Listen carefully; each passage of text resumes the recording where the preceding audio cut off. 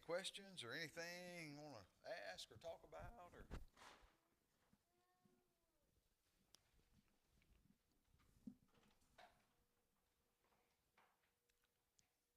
any questions from chapter 5?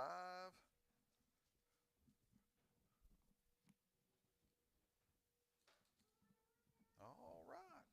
All right. Well, let's get into chapter 6 here, verse 1. It says, Now Jericho was straitly shut up because of the children of Israel. None went out and none came in. So it was locked down.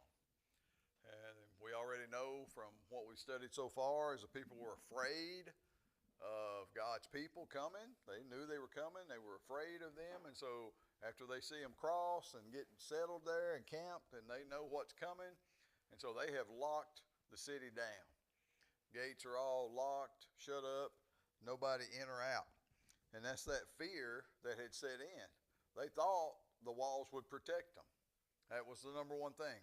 They can't get through, right? If they can't get in, then we're all good. And so the walls would protect them. And sometimes people think they're protected in their life by the things they build around them. You know, Regina and her job, she deals a lot with people that built walls, around to block some thing. And so sometimes we build those walls to protect us from hurt, protect us from whatever. But these walls, as we're going to see, and as we know the story well, are not going to protect them. The one thing they thought would is going to be the one thing that doesn't. What was the one thing that would protect them? Amen. The thing that Rahab had. Rahab had her faith. That was the one thing everybody needed to protect them. The walls wasn't going to do it. Nothing else would have done it. And so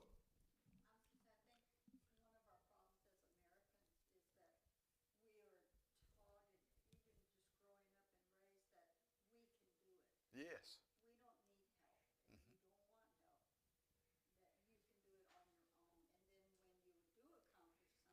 Mm-hmm.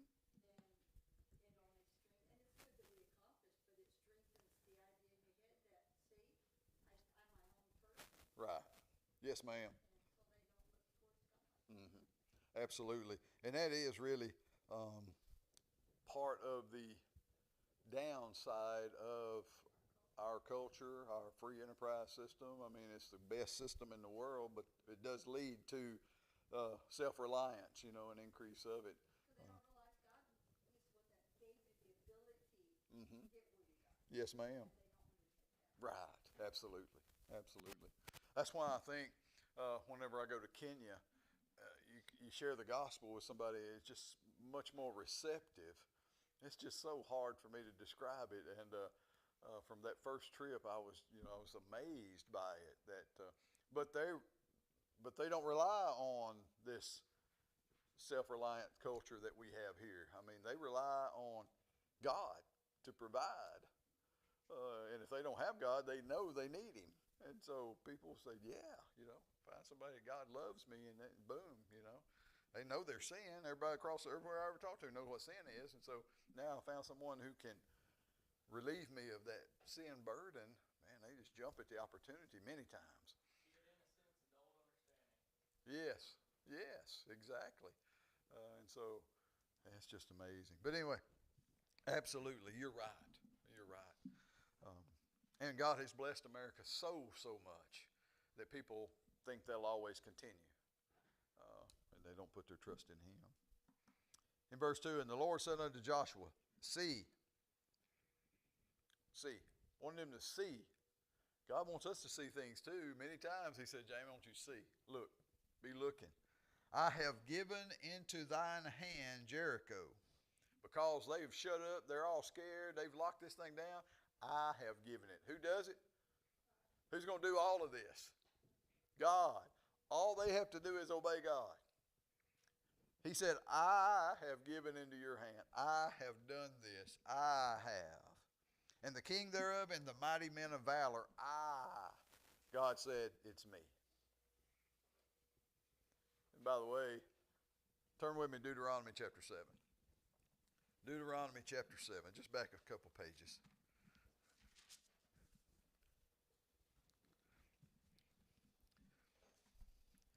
Deuteronomy chapter 7, God had already given the people instruction. He had already told them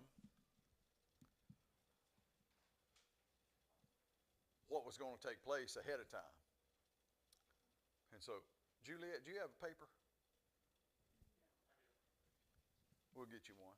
Yeah. And so, here in Deuteronomy chapter 7, this is before, right? Moses is still alive. All this stuff's still going on. They're still traveling in the wilderness and everything. But God had already given them instruction on what was going to happen. Let's look at chapter 7 here. And I'm going to read it quickly, okay, because it's so important. When the Lord thy God shall bring thee into the land whither thou goest to possess it, and hath cast out many nations before thee. Who's going to do the casting out? God's going to do the work, folks. God does the work in our lives too. He wants us to be obedient. He wants us to do. But God's the one that's really doing. The Hittites, the Girgashites, the Amorites, the Canaanites, the Perizzites, the Hivites, the Jebusites, 7 nations greater and mightier than thou. And when the Lord thy God shall deliver them before thee, thou shalt smite them and utterly destroy them. Thou shalt make no covenant with them, nor show mercy unto them. Neither shalt thou make marriages with them. Thy daughter shalt thou not give unto his son, nor his daughter shalt thou take unto thy son. For they will turn away thy son from following me, that they may serve other gods. So will the anger of the Lord be kindled against you and destroy thee suddenly. But thus shall ye deal with them. Ye shall destroy their altars, break down their images, cut down their groves, and burn their graven images with fire. What we're going to see in Jericho is utter destruction. Why did they know how to do that? God tells Joshua to tell them, but guess what? He already told them beforehand. It's going to be utterly destruction, okay? They can't leave anything behind. For thou art a holy people unto the Lord thy God. The Lord thy God hath chosen thee to be a special people unto him above all people that are upon the face of the earth. The Lord did not set his love upon you, nor choose you, because you were more in number than any people, for you were the fewest of all people. But because the Lord loved you, and because he would keep the oath which he swore unto your fathers, hath the Lord brought you out with a mighty hand, and redeemed you out of the house of bondmen, from the house of Pharaoh king of Egypt. Know therefore that the Lord thy God, he is God, the faithful God, which keepeth covenant and mercy with them that love him, and keep his commandments to 1,000 generations, and repayeth them that hate him to their face, to destroy them. He will not be slack to him that hateth him, he will repay him to his face. Thou shalt therefore keep the commandments and the statutes and the judgments which I command thee this day to do them. God said, you just do what I've told you to do. Keep the commandments. Keep those things. Trust in me. And that would be simple. Verse 12, wherefore it shall come to pass, if ye hearken to these judgments and keep and do them, that the Lord thy God shall keep unto thee the covenant and the mercy which he sware unto thy fathers. He will love thee and bless thee and multiply thee. He will also bless the fruit of thy womb and the fruit of the land, thy corn and thy wine, thy oil, the increase of thy kind and the flocks of thy sheep in the land which he sware unto thy fathers to give thee. Thou shalt be blessed above all people. There shall not be male or female barren among you, nor among your cattle. And the Lord will take away from thee all sickness, and will put none of the evil diseases of Egypt which thou knewest upon thee, but will lay them upon all them that hate thee. And thou shalt consume all the people in which the Lord thy God shall deliver thee. Thine eye shall have no pity on them, neither shalt thou serve their gods, for that shall be a snare unto thee. If thou shalt say in thine heart, these nations are more than I, how can I dispossess them? Thou shalt not be afraid of them, but shalt well remember what the Lord thy God did unto Pharaoh and to all Egypt. The great temptations which thine eye saw, and the signs and the wonders, and the mighty hand and the stretched out arm, whereby the Lord thy God brought thee out. So shall the Lord thy God do unto all the people of whom thou art afraid. Moreover, the Lord thy God will send the hornet among them until they are left, and hide themselves from thee, and be destroyed.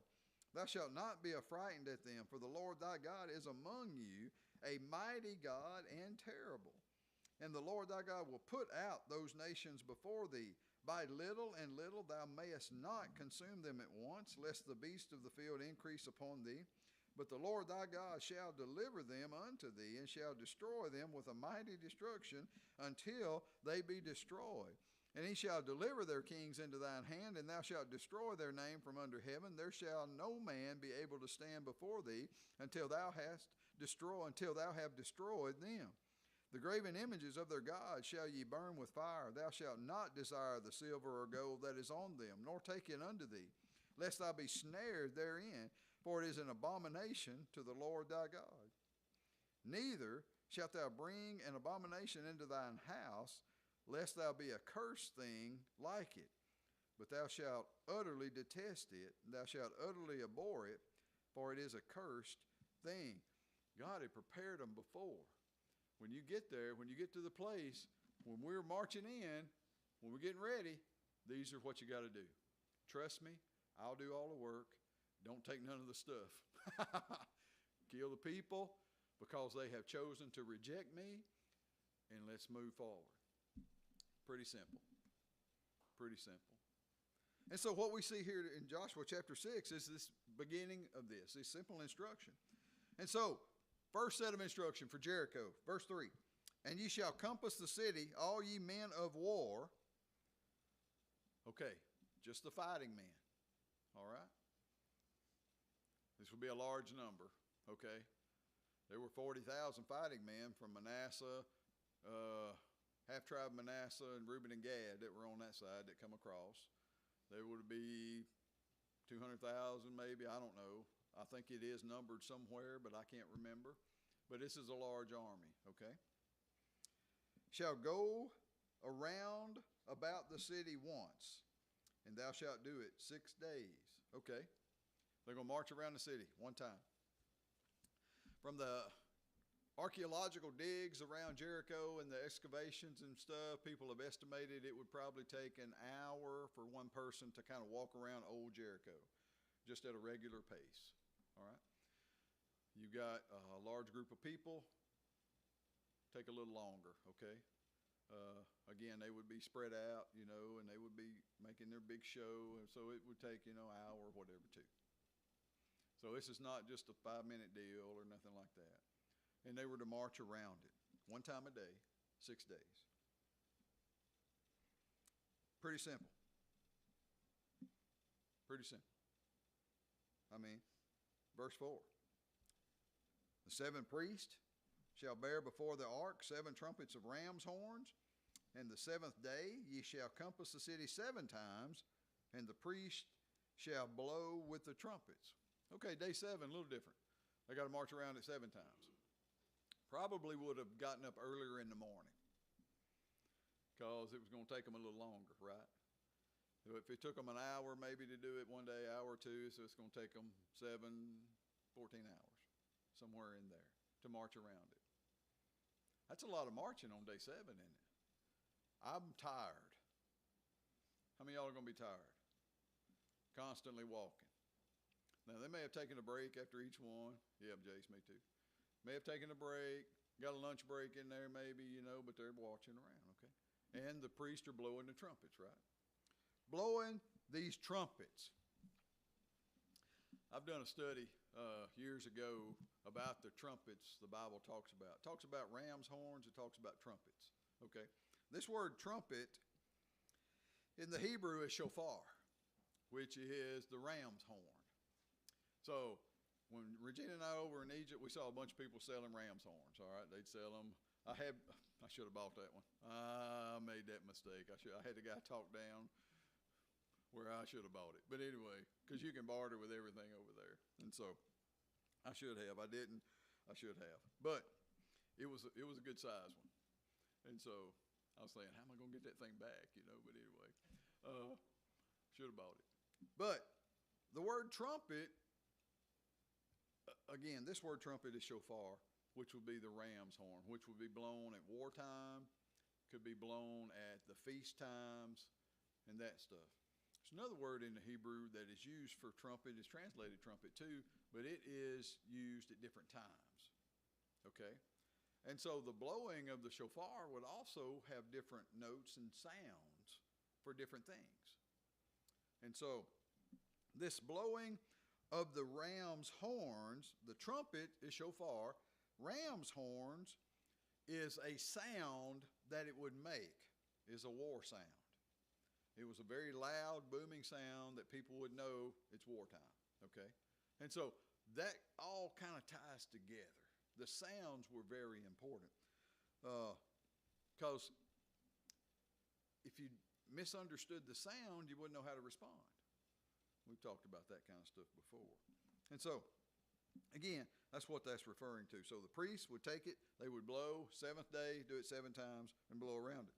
In verse 5, and it came to pass that when they made a long blast with the ram's horn, and when you hear the sound of the trumpet, all the people shall shout with a great shout, and the wall of the city shall fall down flat, and the people shall ascend, every man straight before him. Okay, so 7th time they march around it, that 7th day, they're going to blow the horn, everybody's going to shout, and the walls are going to fall down.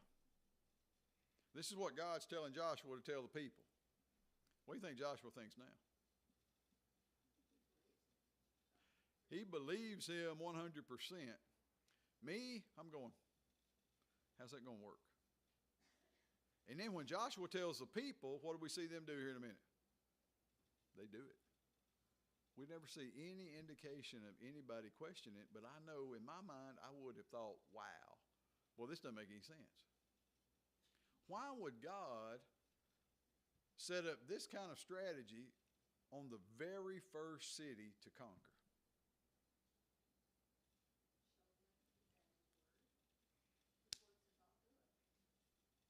Remember, God already told him he was going to do it. God's telling Joshua, I'm going to do it. All you got to do is obey. Sometimes God allows us to be a part of something, to do something that just flat out don't make any sense to us.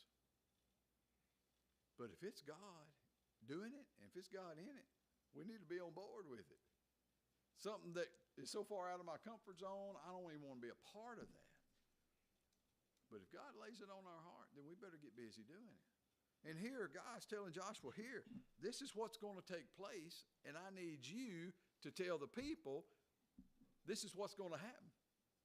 And Joshua the son of Nun called the priests and said unto them, take up the ark of the covenant, and let 7 priests bear the 7 trumpets of ram's horn before the ark of the Lord.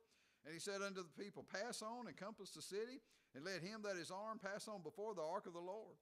And it came to pass, when Joshua had spoken unto the people, that the 7 priests bearing the 7 trumpets of ram's horn passed on before the Lord and blew with the trumpets, and the ark and the covenant of the Lord followed them. They just got busy doing it. Here, day 1. Let's start. Let's get after it. Wasn't no debating, wasn't no everybody questioning it, didn't have business meeting to figure out if this was all right to do or not. They just got busy. Because they had seen God wall up that water for 50 miles back so everybody could get across. And they're thinking, if God did that, many of them had witnessed the Red Sea crossing as well. And so they're saying, God can do whatever he's going to do. And their trust in him was amazing because they had witnessed it. And folks, I think our faith grows as we see God do things. Our faith will grow as we see God move, as we see God do what he said he would do. And many times it comes at the very right time that we need it, where we can see God, see him move, see him do what he said he would do. And so they just get busy. In verse 10, and Joshua commanded the people, saying, ye shall not shout, nor make any noise with your voice, neither shall any word proceed out of your mouth, until the day I bid you shout, then shall ye shout. So, these first 6 days, they were to march around it, not say a word. Not say a word. Now, that's easy for some people, hard for others. So, just have to be quiet. Let the trumpets make the racket. Let those shofars blow. What do you think the people inside the city thought? What do you think those in Jericho was thinking?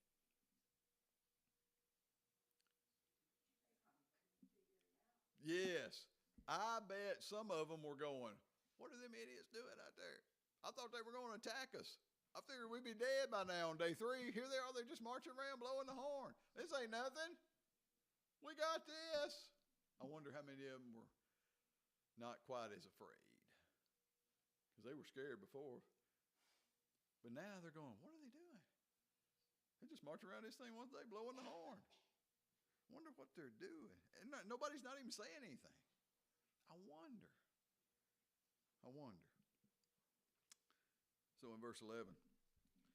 So the ark of the Lord compassed the city going about at once, and they came into the camp and lodged in the camp. And Joshua rose early in the morning, and the priests took up the ark of the Lord, and the 7 priests bearing the 7 trumpets of ram's horns before the ark of the Lord went on continually, and blew the trumpets, and the armed men went before them, but the rearward, that word drives me crazy, it's rearward, the ones in the back, came after the ark of the Lord, the priests going on and blowing with the trumpets. And the second day they compassed the city once and returned into the camp. So they did 6 days.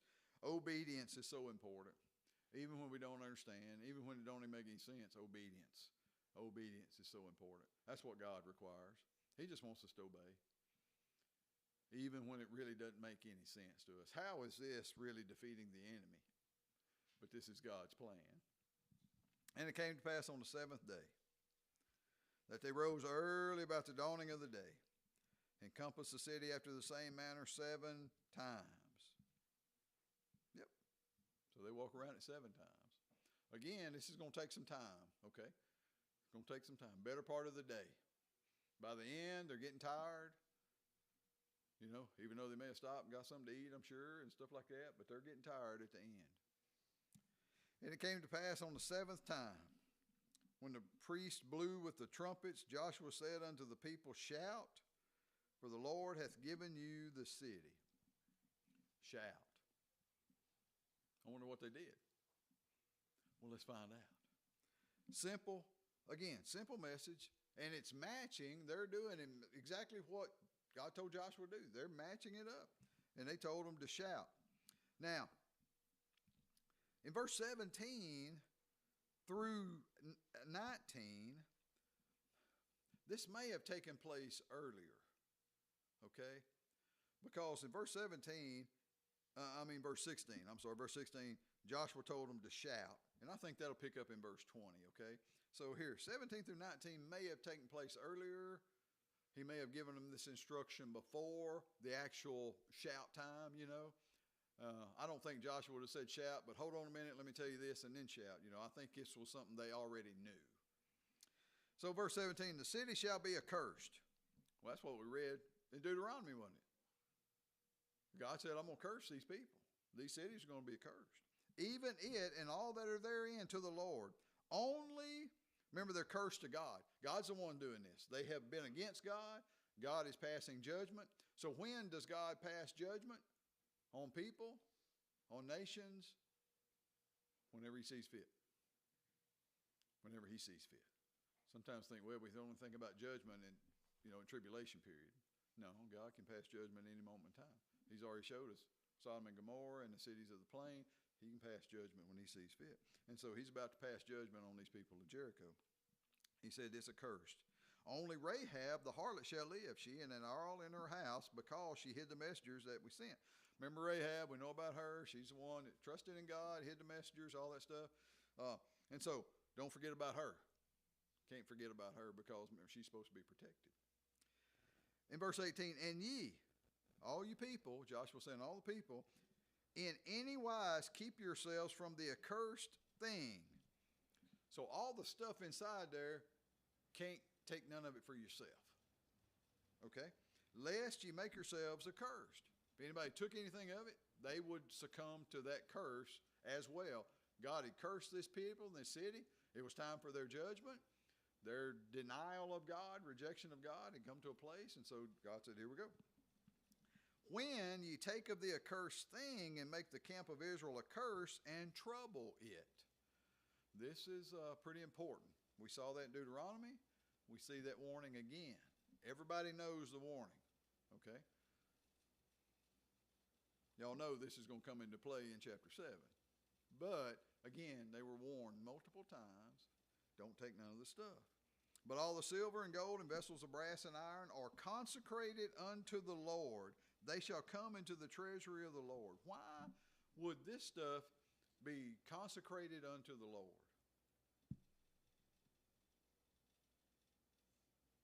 Well, this is the first place they're going to conquer. This will be the first fruits of this process. Remember, God said, you bring me your first fruits. In the law, the first fruits will be dedicated to God. First male child, dedicated to God. First fruits of your harvest, dedicated to God. First fruits of the animals, dedicated to God. And so this would be very similar to that regard. It would be dedicated to God. This is the first city that we're going to conquer. Is this the last one? Not even close, all right? But this is the first one. And so this first stuff is going to come into the house of the Lord, the treasury of the Lord. This is going to be dedicated to God's service. For the priest, for the tabernacle, for that work that is still going to be taking place. So this was to be dedicated to them. Again, a type of first fruits that we see. So, God has a purpose in all things, and we must always remember that. And into these verses, again, don't take nothing. All the fine stuff, silver, gold, brass, iron, consecrated to the Lord. We're going to see why that is here in a minute. All the other stuff, it ain't going to be around. So it won't be of any value anyway. Verse 20. So the people shouted when the priest blew with the trumpets. And it came to pass, when the people heard the sound of the trumpet, the people shouted with a great shout, and the wall fell down flat. Wow. That doesn't make any physical sense. Physics, the law of physics, any of that stuff scientifically makes not possible. But with God, things can be possible. And so they shouted, and the walls fell. By the way, archaeological evidence proves that there was a wall destruction about Joshua's time. They've dug down so far, found that stuff, dated it and all the different stuff, and they found that it was during this time, that there was a great destruction of the wall. So the wall fell down flat. So, and that flat, it means flat. So what some people have speculated is that parts of the wall sunk down in the ground, because this wall was massive, okay? There were houses on it, right? Rahab's house was on the wall. It was huge. So some have looked at it like it just went down in the ground, like God swallowed it up. Now, I'm sure there were pieces there, but there was no hindrance for people to walk in. And what did they do? They rush in, so that the people went up into the city, every man straightway before him, and they took the city. So what happened was, in this wall, it's just disintegrated. Some have speculated that it did. It just disintegrated. Some speculated it went down in the ground. The archaeological evidence shows a destruction time period. So the small crumbles of rocks and stuff. And so they were just able to walk across it like gravel. Again, this is a massive wall. This is not just, a few stones that somebody stuck up, kids had built up or anything like that. It's a huge deal. As soon as they shouted, I can bet their eyes got this big around when that thing just went poof. Y'all watch buildings get destroyed, right? Skyscrapers, whatever. The smoke and the dust and all that stuff. And that thing just poof. And so if they let the dust settle, what do? March in, just like God told them to. Just like they were supposed to. Now remember, where's Rahab's house? It's on the wall. Let's remember that. Let's remember that, because we're going to get there here in a minute. But this thing fell down flat. Verse 21. And they utterly destroyed all that was in the city. They utterly destroyed. They followed God's lead and God's command. Now God went before them. I can imagine what the people inside were now thinking. They had trusted in this wall. This wall was going to save them and protect them, and that dude is gone. I wonder how many of them took their own lives. because they were lost, gone, done. Everything was there was no hope. I bet there were some that did that. I bet there's some that died in this. I died in the wall falling, the disintegration of it, because many people's homes were on this, and so, but God allowed them to march in, and they took it. Both they destroyed all that was in the city, man, woman, young, old, ox, sheep, ass, with the edge of the sword. So they went in and took that. People that don't understand God, that don't believe in God, they think, well, God's pretty harsh, isn't he? All these people died. These young people died. All the animals died. And sometimes people think that's just really harsh. That's really sad. But we have young people die every day, don't we? People die from all kinds of things every day. When it's our time, folks, there's nothing to stop that. You can't delay it. You can't do anything. It's the time. Now, all these little ones here, guess what? All these little ones that didn't know, they're in heaven. Those that were old enough to understand, that listened to their parents, these false gods and this false worship and stuff, they're not with God. And that's the devastating part of it. But do you think God allowed them this time, these few days, that they could have listened to Rahab?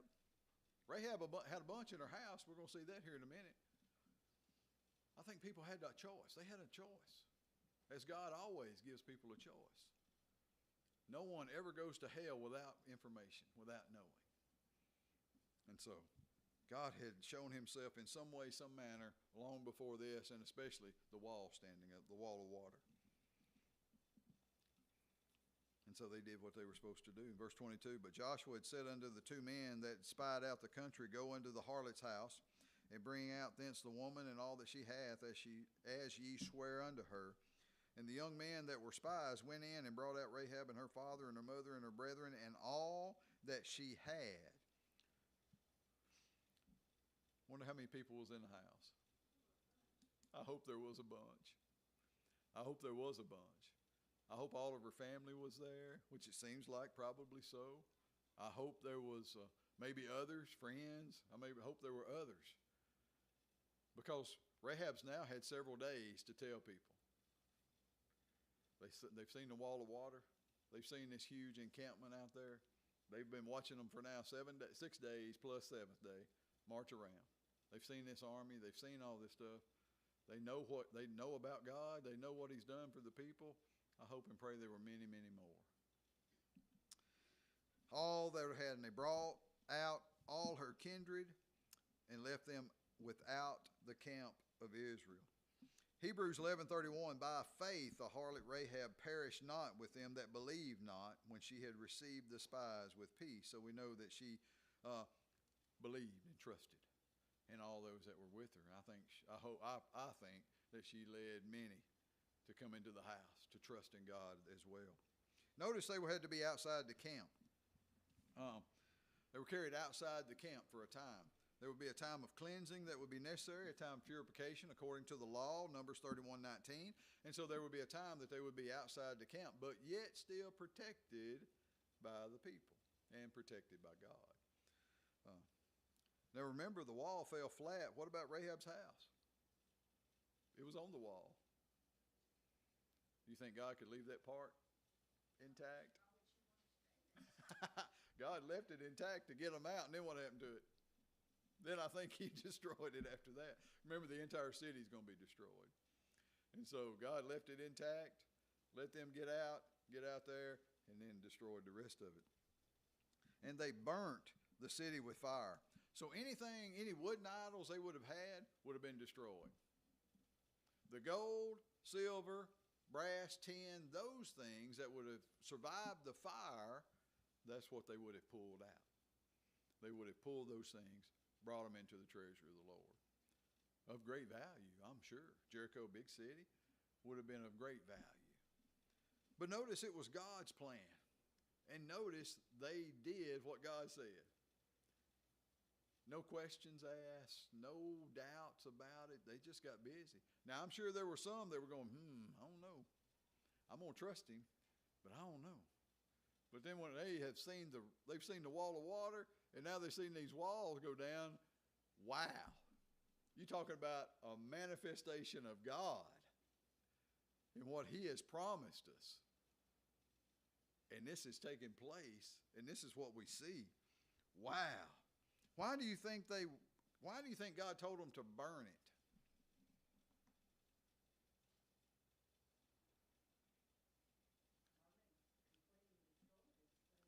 Absolutely. All this idol worship, all that stuff, they had to completely destroy it. What did we read back in Deuteronomy? Because you would let that infect you. Okay? That would have infected them. Remember, no intermarriage, no idols, no of this religion, none of this false stuff, none of this idol worship. Had to get rid of all of it. So any of that stuff they would have had, they would have burned it. Got rid of any of the false idols, any of the wooden stuff for sure. Now all that gold and silver and stuff, I believe the fire would have been so hot it would have melted it down, and they would have gathered those things, okay? If they gathered them whole, then Joshua would have burnt them outside. And so we don't see that recorded here, but that could have happened as well. But we know all of that precious stuff was saved. Along with verse 25, and Joshua saved Rahab the harlot alive and her father's household and all she had, and she dwelleth in Israel even unto this day. Even unto the day of this writing of the book of Joshua. So some have speculated, well, Joshua didn't write it, blah, I'm not going to get in all that kind of stuff. Whoever wrote it, they were still alive. Rahab was still alive. Rahab's still alive. Her family, some of them still alive. Be a witness for this.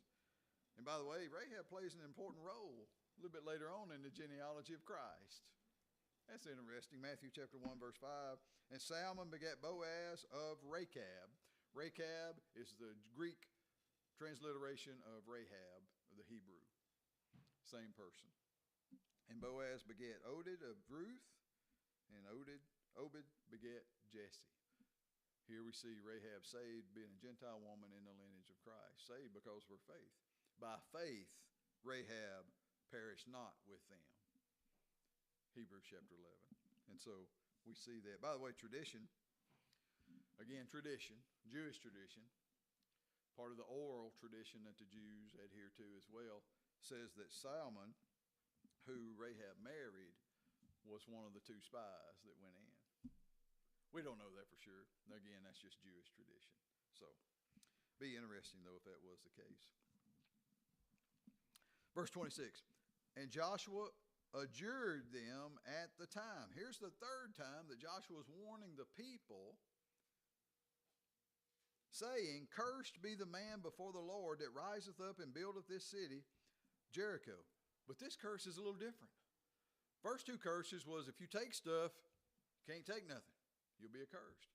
Here, Joshua from God, revelation of God, is cursing the city. Whosoever riseth up and buildeth this city Jericho, he shall lay the foundation thereof in his firstborn, and in his youngest son shall he set up the gates of it. Cursed be the man that would rebuild Jericho. Now, people inhabited Jericho after this, okay? There were times where people would come in and live in it. But what this is talking about would be, this one would be cursed that would build it up, that would fortify it again to build the wall back. That took place in 1 Kings chapter 16, verse 34. And in his days did Hiel the Bethelite build Jericho. That means build the walls back up.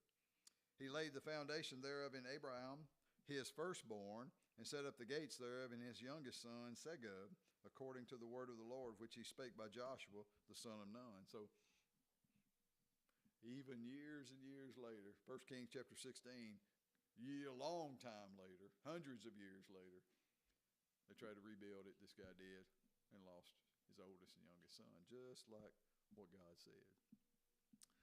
In verse 27, so the Lord was with Joshua, and his fame was noised throughout all of the country. His fame spread abroad all throughout what country? All through Canaan. So here we see it's this fear of God spreading. Fear of Joshua, his fame, what he's done is going to spread forth, and that's going to allow them to march on. And follow God's command to take the land. God had promised it to Abraham's seed, and now here we go, and this is the first battle. Who did all the work? All they had to do was walk around at one time a day for 6 days, and then walk around 7 times 7 days and shout. But then they had to go in. I think the ones that they killed with battle, I don't think it was all that many. I think many of them the Lord killed. And we're going to see that over and over again. As they're obeying God, following God, as they would go in, God would win the battle. You know, God was doing these things. So, any comments or questions about chapter 6?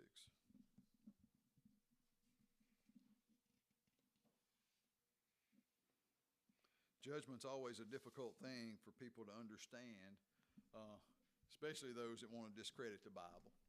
And I've watched videos of people that say, "Oh well, God, he hates these people, he hates people and stuff like that, and he had to kill all these people and stuff." But that's just a person just doesn't understand. You know, they maybe chose not to understand what God's about. But God's judgment's going to happen, folks. He judges us, and judgment's going to take place, and we're all going to stand before him one day. Not at the same place and not at the same time, but everybody's going to stand before the righteous judge, Jesus Christ. And so, anybody? Any comments? Do you think on that 7th day that when they walked around the 7 times, do you think it was because it was to draw out the ones that was against them, so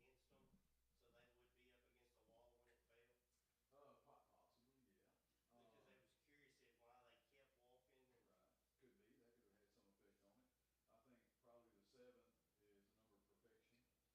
perfection, and so that was probably a lot to do with it as well. This is God's perfect plan, perfect timing. I think that's why it was 7 days, and that's why on the 7th day they did it 7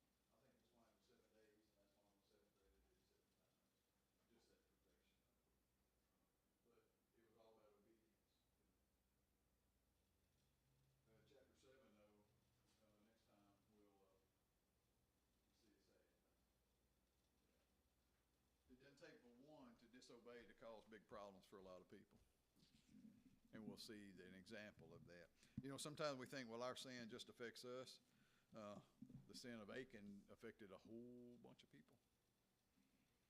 And we see that next time. Yes, ma'am. Whole bunch. Yes, ma'am.